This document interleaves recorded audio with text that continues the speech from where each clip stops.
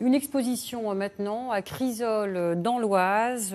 L'association Souffler n'est pas joué s'intéresse aux mariniers, très nombreux du côté de Longueuil-Annel. Un long travail de recueil de témoignages a donné naissance à une pièce de théâtre, un livre et une exposition consacrée à la batellerie Ulan-Malgras avec Laurent Pénichou. Comme il y avait trop de cales à ce que les experts disaient, ils nous ont proposé de l'argent pour détruire nos bateaux, les plus anciens, ceux en mauvais état. Une sorte de prime à la casse, si vous voulez.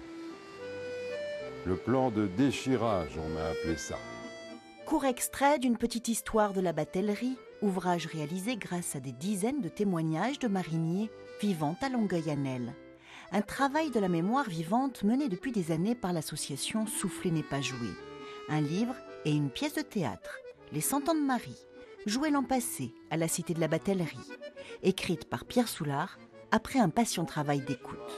Il n'y a pas une conversation qui est faite sans parler finalement de leur outil de travail et de leur lieu d'habitation, puisqu'ils vivent sur les bateaux.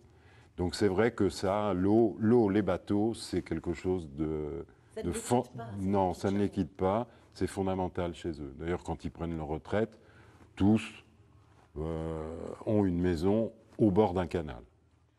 Et ici, vous avez ce qu'on appelle la corne de brume à bouche. Je vais vous faire une petite démonstration. Une profession riche aussi de ses outils de travail présentés ici à la Maison des Associations à Crisol. Martine, 30 années de batellerie derrière elle, comédienne au sein de la troupe, est toujours aussi émue à l'évocation de son ancien métier. On a toujours beaucoup de nostalgie, c'est pour ça qu'on en parle toujours avec bonheur. Et vous aimeriez encore partir aujourd'hui ? Si on m'en donnait la possibilité, oui, avec quelques années de moins, je remonterais à bord, oui. Exposition ludique et interactive à destination aussi des enfants.